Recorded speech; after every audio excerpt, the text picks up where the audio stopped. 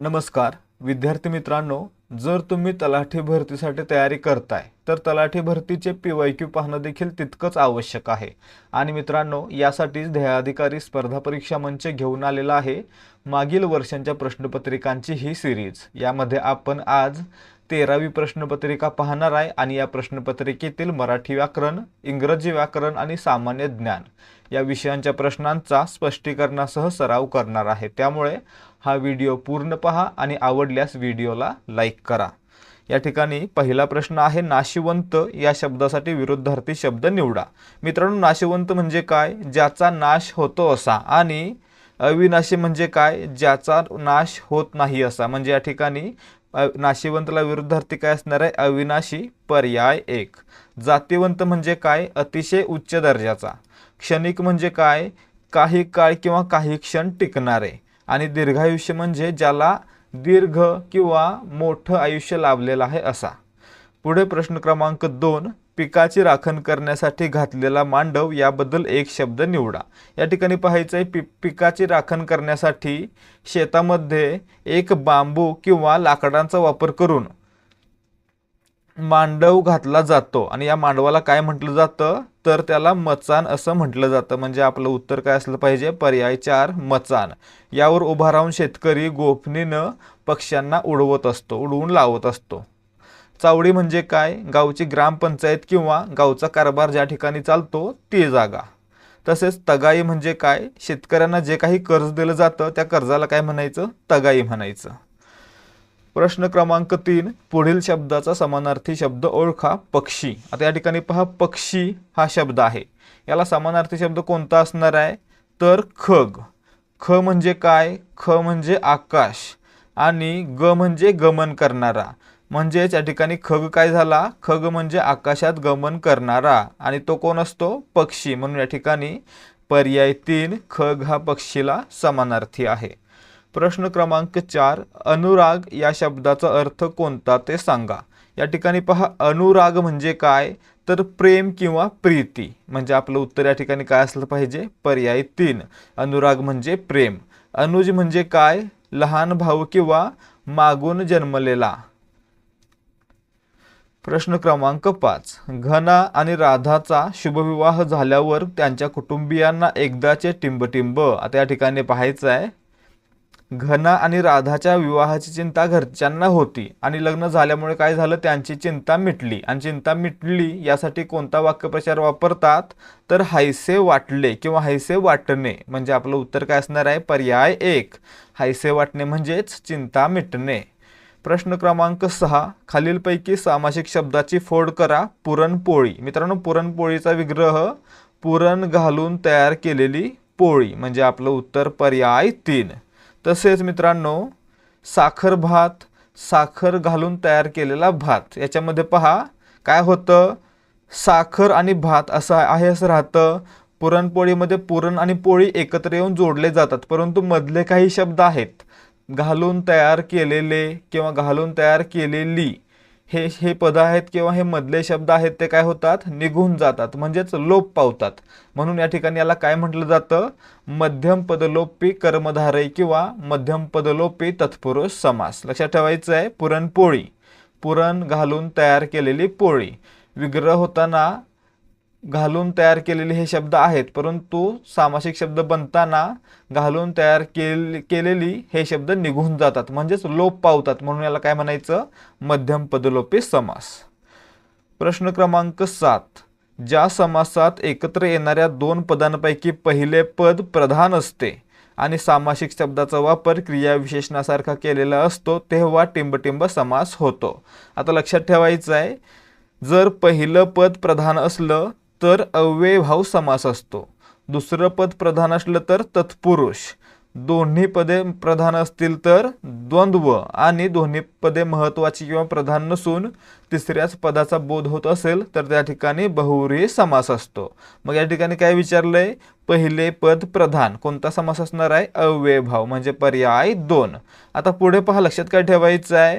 तर अव्ययभाव समासातील शब्द नेहमी क्रियाविशेषणाचं काम करतो, म्हणजेच क्रिया कशी घडली हे सांगायचं काम करतो।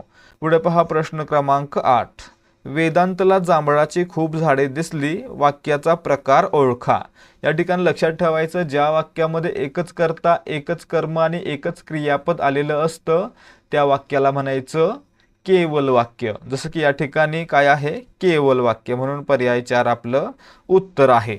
या ठिकाणी संयुक्त वाक्य असू दे किंवा मिश्र वाक्य असू दे, ते बनताना नेहमी उभयान्वी अव्यय जोडूनच बनलं जाणार आहे. त्यामुळे जर उभयान्वी अव्यय नसलं तर नेहमीच केवल वाक्य असतं. प्रश्न क्रमांक 9, स्वयंभू या शब्दाचा विरुद्धार्थी पर्याय निवडा. आता मित्रांनो, देवदेवतांच्या बाबतीत आपण हा प्रश्न पाहूया. जर एखादा देव दगडातून किंवा झाडातून उगवला असेल किंवा प्रकट झाला असेल तर त्याला काय म्हणतो आपण, स्वयंभू, म्हणजेच स्वतः तयार झालेला किंवा स्वतः निर्माण झालेला. त्याला विरुद्धार्थी काय असणार आहे, मग स्वतः तयार न होता लोकांनी त्याची काय केली असेल, प्रतिष्ठापना. म्हणजेच या ठिकाणी काय होईल, स्वयंभूला विरुद्धार्थी प्रतिष्ठापित किंवा प्रतिष्ठापना केलेला, म्हणजे पर्याय 2. प्रश्न क्रमांक 10, खाली दिलेल्या अर्थांपैकी देवाज्ञा होणे या वाक्यप्रचाराचा अर्थ कोणता. मित्रांनो, देवाज्ञा होणे म्हणजे काय, तर मरण पावणे किंवा मृत्यू होणे, म्हणजे आपलं उत्तर पर्याय 3, देवाज्ञा होणे, मृत्यू पावणे. देव पावणे म्हणजे काय, तर एखादी चांगली गोष्ट घडणे, मनातली गोष्ट घडून येणे. अवतार घेणे, जन्म घेणे. पुढे पहा, प्रश्न क्रमांक 11, लेखन नियमानुसार अचूक शब्द ओळखा. या ठिकाणी पहा, वार्ताहर हा शब्द कसा लिहिला गेला पाहिजे, पर्याय 3 प्रमाणे, म्हणजे पर्याय 3 आपलं उत्तर असणार आहे. प्रश्न क्रमांक 12, छावा या कादंबरीचे लेखक कोण आहेत. मित्रांनो, छावा ही कादंबरी आहे ती छत्रपती संभाजी महाराजांच्या आयुष्यावर आधारित आहे. आणि मित्रांनो, लेखन कोणी केलेलं आहे, तर शिवाजी सावंत यांनी केलेलं आहे, म्हणजे आपलं उत्तर पर्याय 4. पुढे पहा, प्रश्न क्रमांक 13, विरुद्धार्थी शब्दाबाबत खालीलपैकी चुकीची जोडी शोधा. या ठिकाणी पहा, विरुद्धार्थी शब्द असणारी जोडी आहेत, त्यापैकी विरुद्धार्थी शब्द नसणारी जोडी ओळखायची आहे. ती एकच असणार आहे. देव दानव विरुद्धार्थी, सबल दुर्बल विरुद्धार्थी, खेद हर्ष, दुःख आनंद विरुद्धार्थी. परंतु घर सधन दोन्ही एकाच अर्थाचे आहेत, म्हणजेच समानार्थी आहेत, म्हणून या ठिकाणी तिसरी जोडी ही विरुद्धार्थी शब्दांची नाही. प्रश्न क्रमांक 14, ज्या प्रयोगात संयुक्त क्रियापदाच्या क्रियापदाने समाप्तीचा अर्थ सूचित होतो अशा प्रयोगाला टिंबटिंब प्रयोग म्हणतात. आता मित्रांनो, एखाद्या वाक्यातील क्रियापद जर क्रिया पूर्ण झाली किंवा क्रियेचं समापन झालं अशा प्रकारचा बोध करून देत असेल तर त्या ठिकाणी त्याला म्हणायचं समापन कर्मणी. त्याचा आंबा खाऊन झाला, याच्यामध्ये काय झालं, खाऊन झाला म्हणजे क्रियेचं समापन झालं, क्रिया समाप्त झाली, म्हणून या ठिकाणी त्याला काय म्हणणार, समापन कर्मणी, म्हणजे या ठिकाणी आपलं उत्तर पर्याय 3. वाक्यातील क्रिया पूर्ण झाली असेल किंवा क्रिया समाप्त झाली असेल असा अर्थ सूचित झाला तर समापन कर्मणी प्रयोग. प्रश्न क्रमांक 15, अग्निपंख हे टिंबटिंब यांचे आत्मचरित्र आहे. अग्निपंख हे भारतरत्न डॉक्टर APJ अब्दुल कलाम यांचं आत्मचरित्र आहे, म्हणजे आपलं उत्तर पर्याय 2. यांच्या इंग्रजी आत्मचरित्राचं नाव काय, विंग्स ऑफ फायर, आणि याचं मराठीमध्ये अनुवाद कोणी केलेला आहे, तर अग्निपंख या नावानं माधुरी शानभाग यांनी याचा मराठी अनुवाद केलेला आहे. प्रश्न क्रमांक 16, बाळकडू पाजणे म्हणजे काय. मित्रांनो, बाळकडू पाजणे म्हणजे काय, लहान वयातच मुलांवर संस्कार करणे किंवा बालमनावर संस्कार करणे, म्हणजे आपलं उत्तर पर्याय 3. छत्रपती शिवाजी महाराज जेव्हा लहान होते तेव्हा जिजाऊंनी त्यांना स्वराज्याचं बाळकडू पाजलं, म्हणजेच काय, तर स्वराज्य निर्माण करण्यासाठी त्यांच्यावर संस्कार केले, म्हणजे या ठिकाणी पर्याय 3 बालमनावर संस्कार करणे हे आपलं योग्य उत्तर आहे. प्रश्न क्रमांक 17, तोंडात तीळ न भिजणे या वाक्यप्रचाराचा अर्थ ओळखा. आता मित्रांनो, तोंडात तीळ न भिजणे म्हणजे काय, तर आपण समजा तीळ तोंडात घेतले तर ते भिजण्या अगोदरच ते बाहेर काढणे, यासाठी काय म्हणायचं, तर तोंडात तीळ भिजणे हा वाक्यप्रचार वापरायचा. आणि याचा मित्रांनो सूचक अर्थ काय असतो, की एखादी गोष्ट आपल्याला समजली की दुसऱ्याला सांगत सुटायचं, म्हणजेच एखादी गुप्त गोष्ट दुसऱ्यांना सांगणं किंवा प्रकट करणं, म्हणजे या ठिकाणी आपलं उत्तर काय असणार आहे, पर्याय 3. कोणतीही गुप्त गोष्ट प्रकट करणे, अर्थातच तोंडात तीळ न भिजणे. प्रश्न क्रमांक 18, वाक्याचा प्रकार ओळखा, मला परीक्षेत पहिला वर्ग मिळावा. आता मित्रांनो, ज्या क्रियापदातून इच्छा, योग्यता, शक्यता यांचा बोध होतो आणि शेवटी वा, वी, वे असणारं क्रियापद असतं, त्याला काय म्हणायचं, तर विद्यार्थी क्रियापद म्हणायचं आणि वाक्याला विद्यार्थी वाक्य म्हणायचं. मग या ठिकाणी पहा, मला परीक्षेत पहिला वर्ग मिळावा. या ठिकाणी काय दिसतंय, इच्छा आहे आणि शेवटी वा, वी, वे असणारं क्रियापद आहे, वा असणारं क्रियापद आहे, म्हणून विद्यार्थी क्रियापद आणि विद्यार्थी वाक्य म्हणजे पर्याय 2 हे आपलं उत्तर आहे. प्रश्न क्रमांक 19, पान उतारा करणे या वाक्प्रचाराचा योग्य अर्थ द्या. मित्रांनो, पान उतारा करणे म्हणजे काय, तर चार चौघात एखाद्याला वाटेल तसे बोलणे किंवा एखाद्याचा अपमान करणे म्हणजे आपलं उत्तर पर्याय 4. पान उतारा करणे म्हणजेच अपमान करणे. प्रश्न क्रमांक 20, खाली दिलेल्या वाक्यातील प्रयोगाचा पर्याय शोधा. मिनलला थंडी वाजते. या ठिकाणी पहा, वाजते हे क्रियापद आहे. आपल्याला काय केलं पाहिजे, पहिलं कर्ता कर्म क्रियापद शोधलं पाहिजे.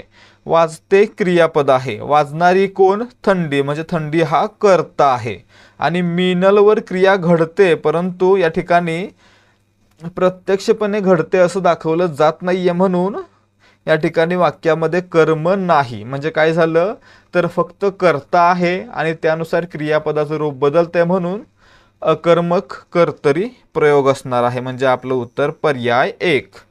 क्रियापदाचं रूप जर कर्त्यानुसार बदललं तर त्या ठिकाणी कर्तरी प्रयोग, आणि जर त्या वाक्यामध्ये कर्म नसेल तर अकर्मक कर्तरी प्रयोग, आणि कर्म असेल तर सकर्मक कर्तरी प्रयोग, म्हणून या ठिकाणी काय आहे, अकर्मक कर्तरी. पुढे पहा, प्रश्न क्रमांक 21, सावळा गोंधळ या अलंकारिक शब्दाचा अर्थ सांगा.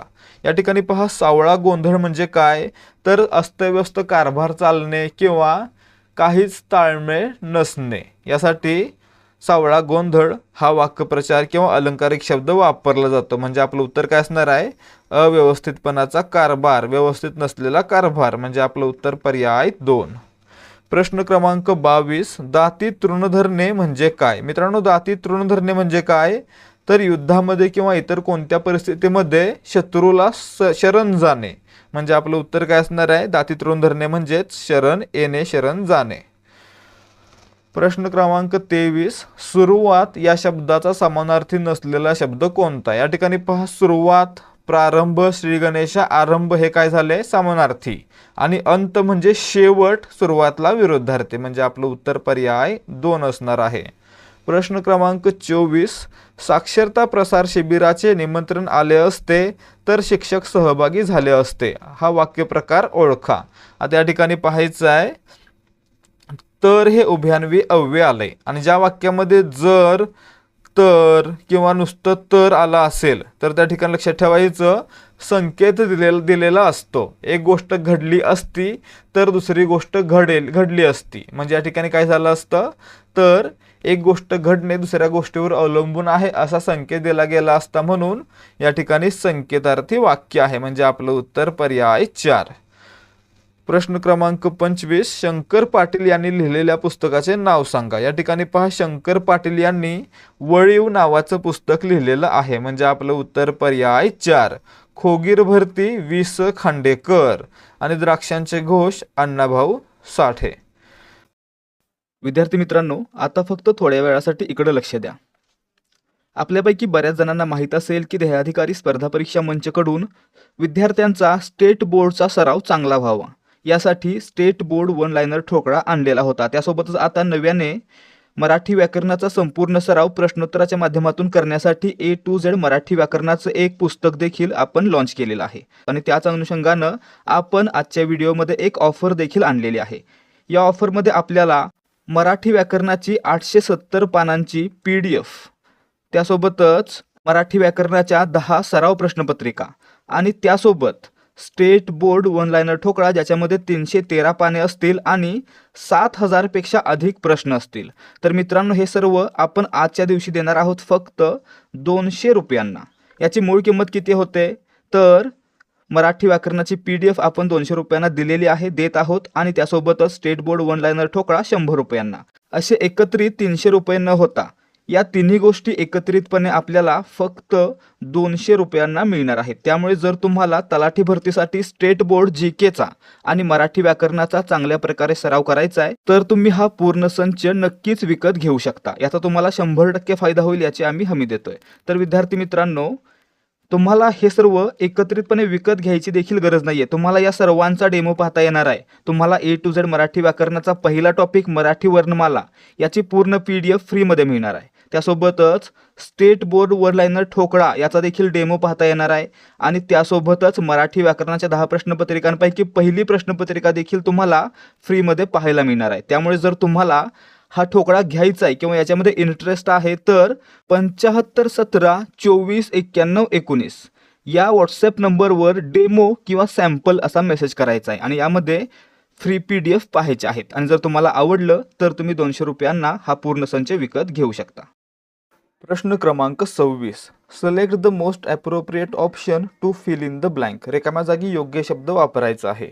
ही was the first man to row single handed dash dash the Atlantic. आता या ठिकाणी पहा, अटलांटिक काय आहे? महासागर आहे.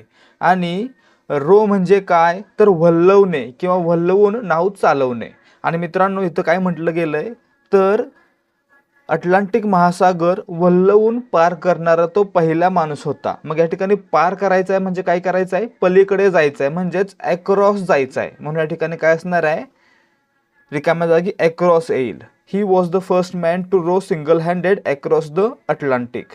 प्रश्न क्रमांक 27. Select the most appropriate antonym of the given word seize. आता या ठिकाणी पहा, अँटोनिम म्हणजे विरुद्धार्थी शब्द. आपल्याला सीजचा विरुद्धार्थी शब्द सांगायचा आहे. सीज म्हणजे काय? एखाद्या गोष्टीला पकडणे किंवा एखाद्याला ताब्यात घेणे. त्याला विरुद्धार्थी काय असणार आहे मग? तर मिस. मिस म्हणजे हातातून निसटून जाणे किंवा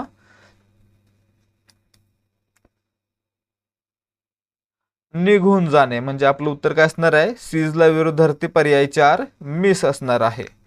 प्रश्न क्रमांक 28. Select the most appropriate antonym of the given word earn. आता या ठिकाणी पाहायचं आहे, विरुद्धार्थी शब्द सांगायचा आहे अर्नचा. अर्न म्हणजे कमावणे आणि फोरफिट म्हणजे गमावणे. म्हणजे या ठिकाणी पर्याय 2 काय आहे? अर्नला विरुद्धार्थी. अर्नला विरुद्धार्थी फोरफिट. प्रश्न क्रमांक 29. Select the most appropriate option to fill in the blank.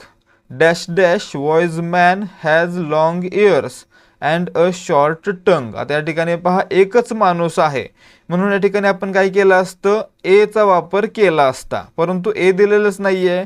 मग या ठिकाणी पहा, मॅनच्या अगोदर वाईज हे विशेषण आलं आणि त्यामुळे काय झालं तर एकाच व्यक्तीबद्दल गोष्ट सांगितली जाते हे पक्क झालं. आणि मित्रांनो, अशी एकटीच व्यक्ती आहे असं आपण ग्राह्य धरू शकतो, म्हणून या ठिकाणी दचा वापर केला जाईल. लक्षात ठेवायचं आहे, जी गोष्ट एकमेव आहे अशा गोष्टींच्या आधी काय करतो आपण? दचा वापर करतो. म्हणून या ठिकाणी the wise man has long ears and short tongue असं आपण म्हणू शकतो. म्हणजे पर्याय 2 दचा वापर होऊ शकतो.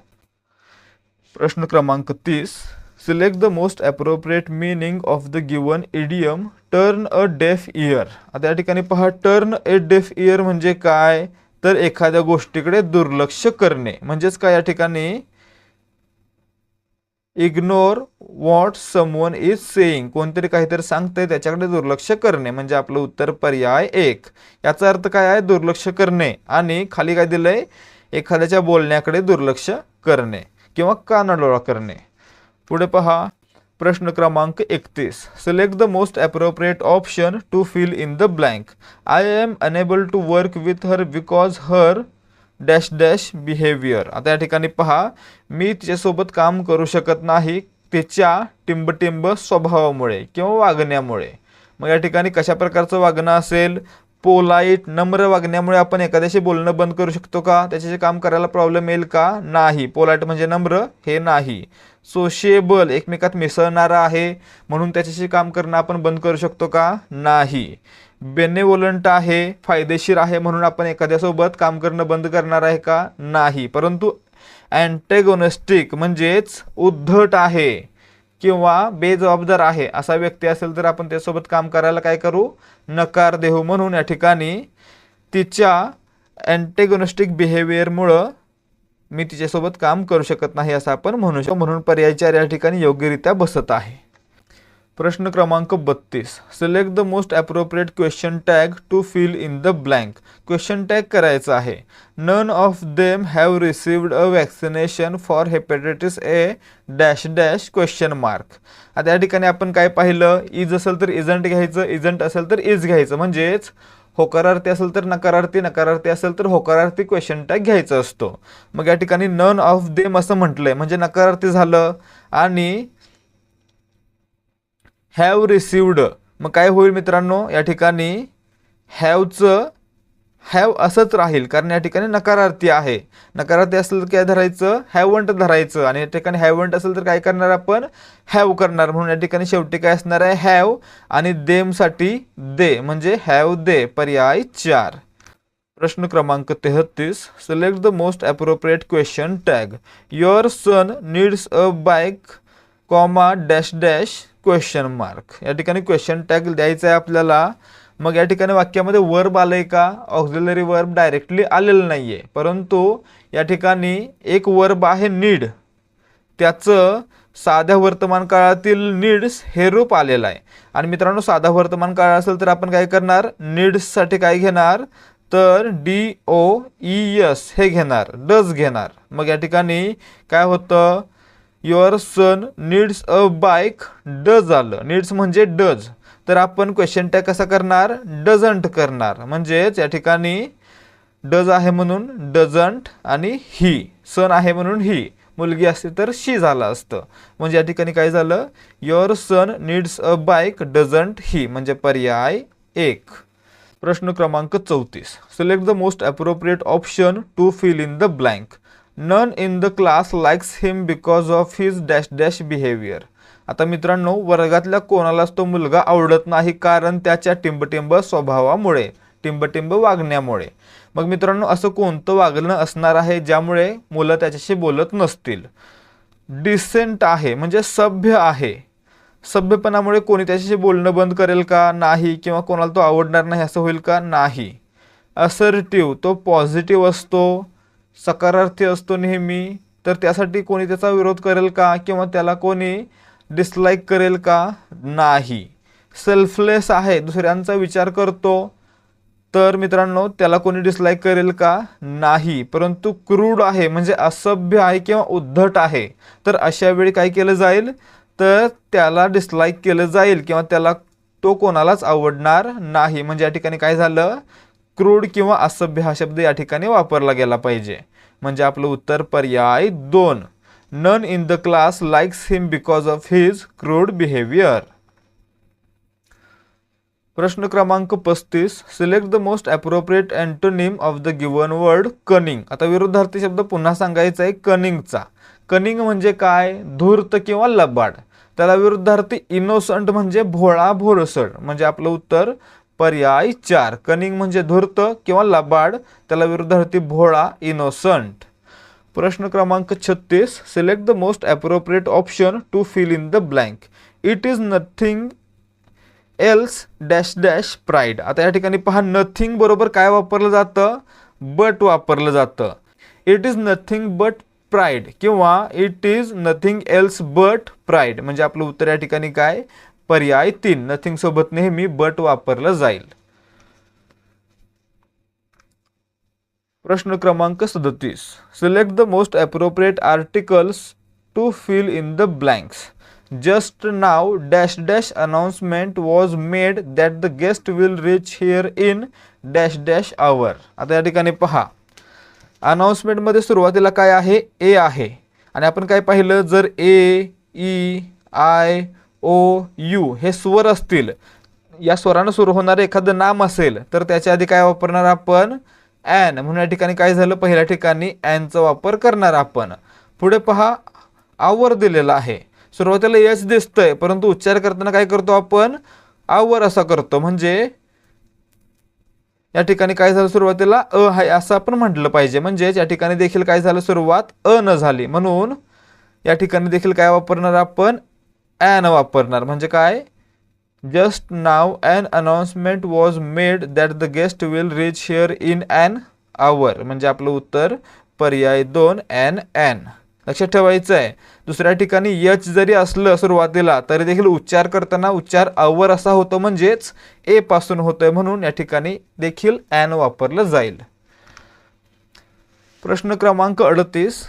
टिंबटिंब रोजी किंवा त्यानंतर परंतु 1 जुलै 1987 पूर्वी भारतात जन्मलेल्या व्यक्तीच्या पालकांकडे भारताचे राष्ट्रीयत्व नसले तरी ती जन्मामुळे भारताचे नागरिक आहे. आता मित्रांनो, समजा परकीय नागरिक भारतामध्ये राहत आहेत, परंतु त्यांना 26 जानेवारी 1950 ते 1 जुलै 1987 या कालावधीमध्ये एखादा मुलगा झाला, तर त्या मुलाला ऑटोमॅटिकली भारताचं नागरिकत्व मिळणार आहे, परंतु पालकांकडे ते नसणार आहे. म्हणजे या ठिकाणी आपलं उत्तर काय असणार आहे? 26 जानेवारी 1950 ते 1 जुलै 1987. प्रश्न क्रमांक 39. भारताच्या 2011च्या जनगणनेनुसार कोणत्या केंद्रशासित प्रदेशाची लोकसंख्या घनता सर्वोच्च आहे? मित्रांनो, 2011च्या जनगणनेनुसार सर्वाधिक लोकसंख्या घनता असणारा केंद्रशासित प्रदेश कोणता आहे? तर तो आहे दिल्ली. म्हणजे आपलं उत्तर पर्याय 4. तर मित्रांनो, या ठिकाणी सुमारे 11,320 लोक प्रति चौरस किलोमीटर क्षेत्रामध्ये राहतात, म्हणून या ठिकाणी हे भारतातील सर्वाधिक लोकसंख्या घनता असणारा केंद्रशासित प्रदेश आहे. दुसरा प्रश्न कोणता विचारला जाईल? भारतातील सर्वात कमी लोकसंख्या घनता असलेला केंद्रशासित प्रदेश कोणता? तर उत्तर असणार आहे अंदमान निकोबार बेटे. प्रश्न क्रमांक 40. कोणती ई गव्हर्नन्स सेवा नागरिकांना विविध सरकारी सेवांना वापरण्यासाठी आणि त्याकरता अर्ज करण्यासाठी एक केंद्रीकृत व्यासपीठ प्रदान करते? आता मित्रांनो, आपण सामान्य सेवा केंद्र किंवा ई सेवा केंद्र ऐकलं असेल, त्याला काय म्हणायचं? CSC असं म्हणायचं किंवा सामान्य सेवा केंद्र असं म्हणायचं, ज्या ठिकाणी सर्व सेवा आपल्याला उपलब्ध करून दिल्या जातात. म्हणजे आपलं उत्तर पर्याय 2. प्रश्न क्रमांक 41. चुकीची जोडी ओळखा. ए पहा, बंगाल सती नियमन. मित्रांनो, बंगालमध्ये सतीबंदी कायदा कधी झाला? 1829 साली. या ठिकाणी काय दिले? 1830, म्हणून ही जोडी चुकीची आहे. पुढे पहा, शारदा कायदा. शारदा कायदा कधीचा आहे? शारदा आहे 1929चा. या ठिकाणी काय झालं? 1939, म्हणजे हे देखील चुकलेलं आहे. ठीक आहे, बी पण चुकीचं आहे. सी पहा, हिंदू विवाह कायदा 1955. मित्रांनो, या ठिकाणी पहा, हिंदू विवाह कायदा कधी झालेला होता? 1954 साली झालेला होता. 1954 साली झालेला होता. या ठिकाणी 1955 दिले, म्हणून हे देखील चुकलेलं आहे. आणि पर्याय 4, हिंदू वारसा कायदा 1956. मित्रांनो, हिंदू वारसा कायदा हा कधी झाला होता? 1956ला झाला होता. म्हणजे फक्त चौथी जोडी किंवा डी जोडी योग्य आहे. आणि आपल्याला काय विचारलंय? चुकीची जोडी ओळखा म्हणून. म्हणजे या ठिकाणी ABC या 3 जोड्या चुकीच्या आहेत. म्हणजे पर्याय 1 आपलं उत्तर. फक्त चौथी जोडी आहे ती योग्य निघाली. प्रश्न क्रमांक 42. खालील समाजसुधारकांपैकी कोणाला पेरियार म्हणून देखील ओळखले जात होते आणि त्यांनी स्वाभिमान चळवळीची स्थापना केलेली होती? या ठिकाणी पाहायचं आहे मित्रांनो, तमिळनाडू या राज्यातील प्रसिद्ध समाजसुधारक E.V. रामास्वामी नायकर यांना काय म्हटलं जायचं? पेरियार असं देखील म्हटलं जायचं. म्हणजे आपलं उत्तर पर्याय 1. राज्य विचारतील तर तमिळनाडू. त्यासोबतच पहा मित्रांनो, 1925 साली त्यांनी आत्मसन्मान चळवळ म्हणजेच स्वाभिमान चळवळ सुरू केलेली होती. प्रश्न क्रमांक 43. रक्तातील ऑक्सिजनच्या कमतरतेला काय म्हटलं जातं? मित्रांनो, रक्तामध्ये जर ऑक्सिजन कमी झालं तर त्याला काय म्हणायचं? हायपोक्सेमिया असं म्हणायचं. म्हणजे आपलं उत्तर पर्याय 2. रुधिरांतर्गत प्राणवायू तन्यता म्हणजेच हायपोक्सेमिया. पुढे पहा, प्रश्न क्रमांक 44. कोणत्या मूलभूत हक्कानुसार जातीच्या आधारे केल्या जाणाऱ्या भेदभावाला प्रतिबंधित केले जाते? उदाहरणार्थ वसतिगृहातील सुरक्षा तपासणी. या ठिकाणी पहा,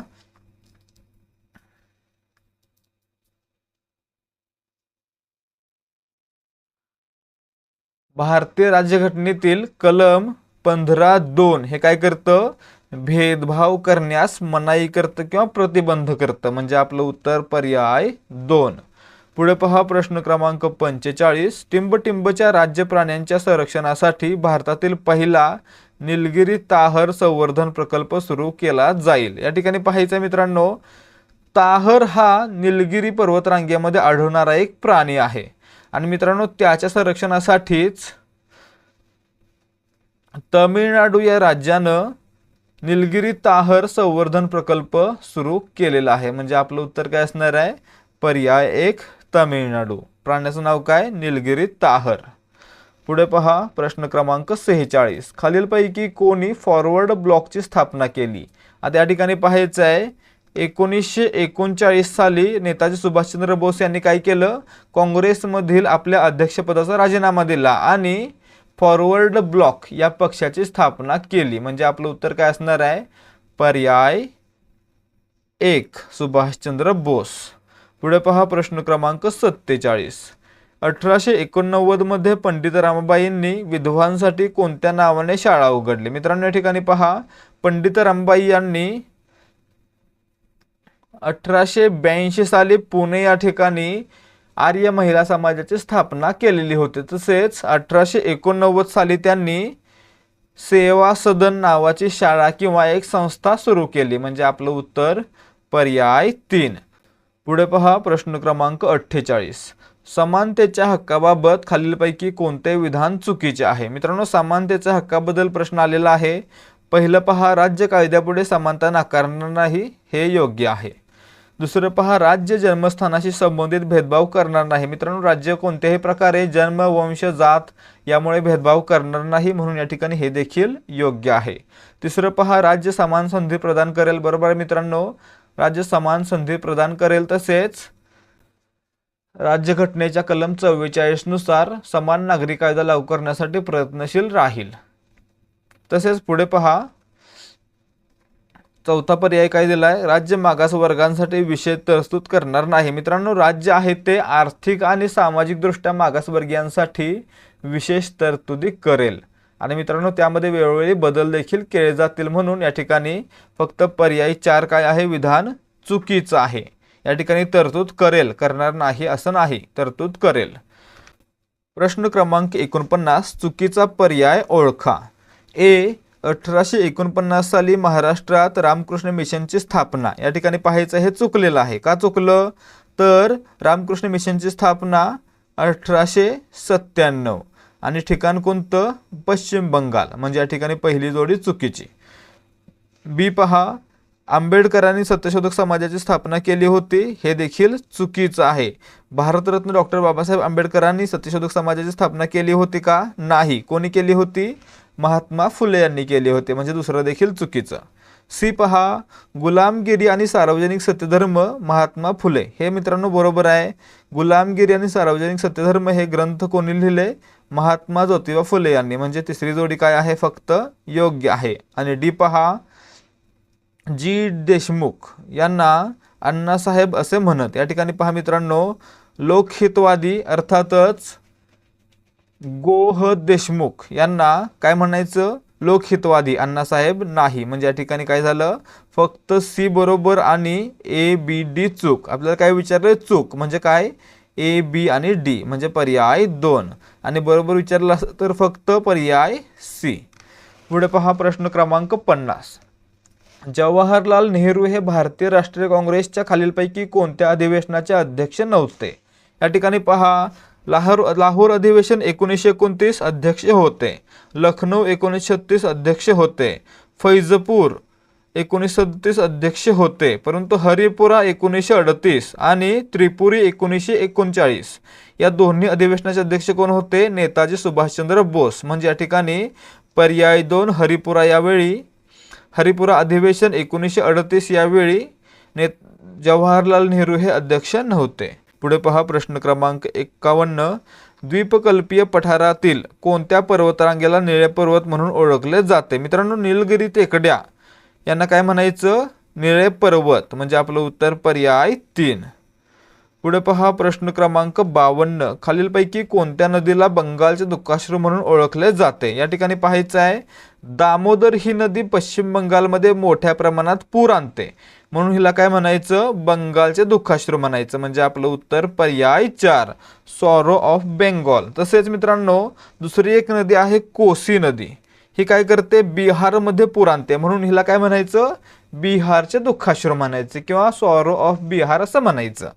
प्रश्न क्रमांक 53, प्रशासकीय कार्यक्षमता, पारदर्शकता आणि माहिती ही टिंबटिंबची परिमाणे आहेत. मित्रांनो, उत्तम प्रशासनाची परिमाणे कोणती असा प्रश्न येईल तेव्हा ते उत्तम प्रशासनाची परिभाषा किंवा परिमाणे कोणती असा प्रश्न येईल तेव्हा उत्तर काय देणार, प्रशासकीय कार्यक्षमता, पारदर्शकता आणि माहिती, म्हणजे आपलं उत्तर पर्याय 4.